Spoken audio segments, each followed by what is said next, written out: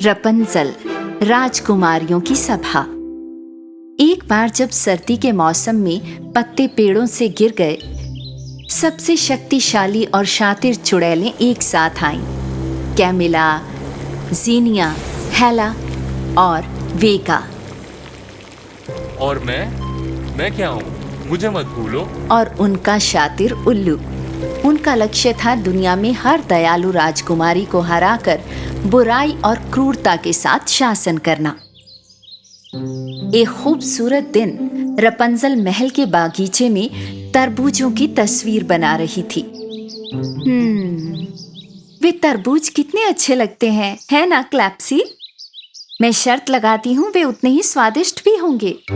तो क्लैप्सी तरबूज का स्वाद चखने बागीचे में गई। लेकिन तभी अचानक उसके सामने बेबी ड्रेडो आ गया। उसने उसे अपनी बुरी नजर से डरा दिया और बेचारी क्लैप्सी फिसल गई और सीधे डर के मारे तरबूज पर गिरी। क्लैप्सी, उसकी ऐसी हालत ने रपंजल को हंसा दिया, लेकिन ड्रेडो अभी भी जरा भी उस पर नहीं हंसा। उस विशाल तरबूज को देखो, वहाँ पर क्या हो रहा है? रपंजल के बनाए हुए तरबूजों में से एक तरबूज बड़ा और बड़ा होता गया, जब तक वो घर जितना बड़ा नहीं हुआ। रपंजल, ड्रेडो और क्लैप्सी को उस पर विश्वास नहीं हो रहा था जो उन्होंने देखा। क्या तुमने वो देखा जो अभी हुआ? चलो अंदर चलकर देखें। जब रपंजल और क्लैप्सी अंदर गए, उन्होंने तरबूज के बीज के अलग अलग पैटर्न से सजी दीवारों के साथ एक छोटा कमरा देखा और साथ ही एक बड़ी शानदार किताब, राजकुमारियों की किताब। आपके अलावा और भी राजकुमारियां हैं रपंजल? ऐसा लगता तो है। चलो देखते हैं इसके अंदर क्या लिखा है। जिस भी राजकुमारी को ये पुस्तक मिले वो इसे ध्यान से पढ़े, ताकि आप जान पाएं कि कौन सी राजकुमारी कहाँ रहती है, जिससे जरूरत के वक्त काम आ सकें। ओह, बाकी राजकुमारियां? जब सभी 4 राजकुमारियां एक साथ आती हैं और एकजुट होती हैं, तो वे सीखेंगी कि वे कितनी शक्तिशाली हैं। जल्द ही भविष्य में राजकुमारियों और चुड़ैलों के बीच एक नया युद्ध शुरू होगा, लेकिन कौन जीतेगा? जब तक आप पढ़ना समाप्त करते हैं, तब तक आपके पास इतना समय नहीं होगा कि आप सभी मित्रों को ढूंढ सकें। पहले सिंड्रेला का पता लगाएं और फिर बाकी सबका। और याद रखना, दयालु दिल सबसे अच्छे जब जाएं मिल। रपंजल ने ड्रेडो को वो बताया जो पुस्तक में लिखा था और उसे सिंड्रेला को खोजने के लिए कहा। बेबी ड्रैगन ने ये काम संभाला और जल्दी ही दूर उड़ गया।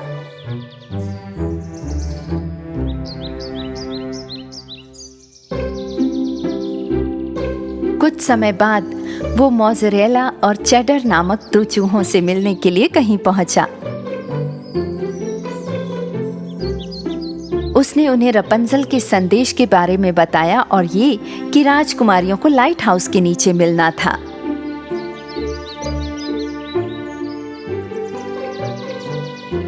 मोज़रेला और चेडर सिंड्रेला को बताने के लिए दौड़े, जो तुरंत बाकी राजकुमारियों से मिलने के लिए निकल पड़ी।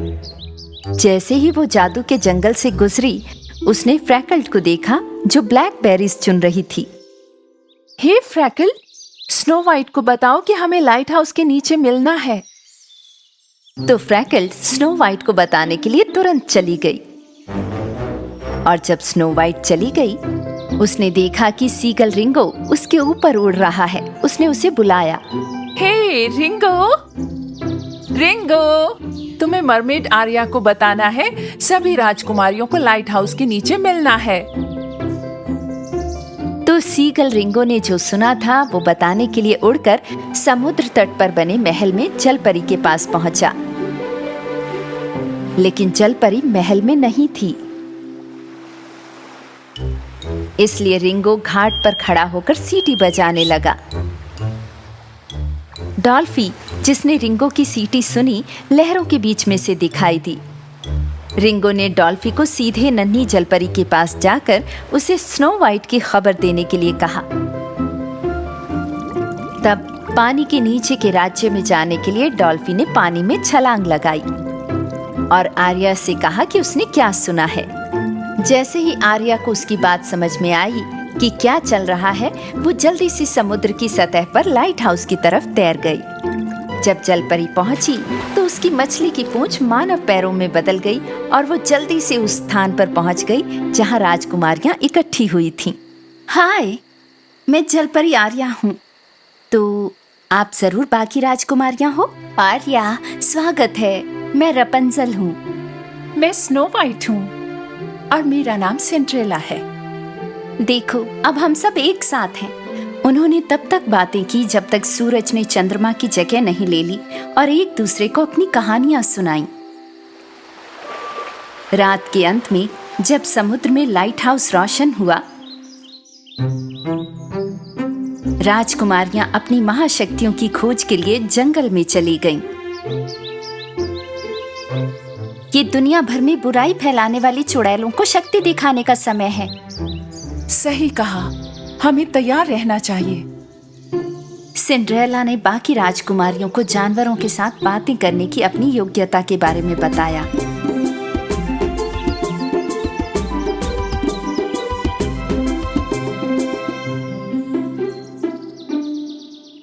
आहा, यानी आप मेरे छोटे ड्रैगन दोस्त ड्रेडो से बात कर सकती हैं? एक ड्रैगन?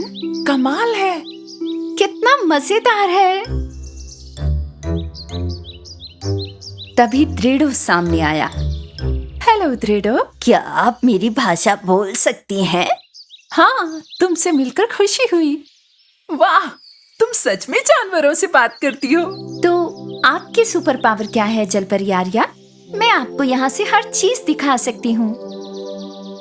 जलपरी ने अपनी आंखें बंद कर ली और अपने हाथों को एक साथ रखा।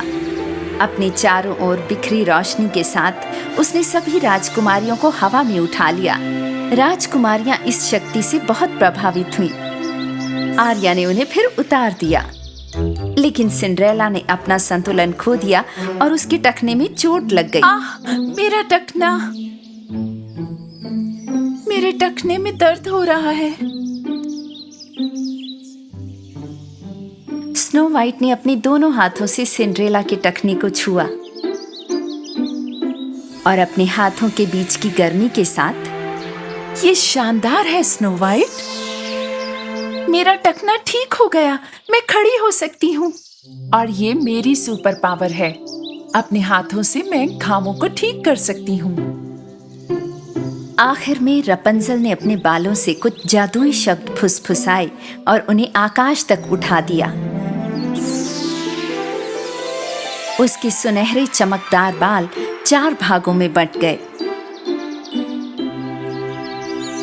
हर एक भाग एक राजकुमारी के नीचे झुककर यूं बिछ गया मानो सोने की धूल हो।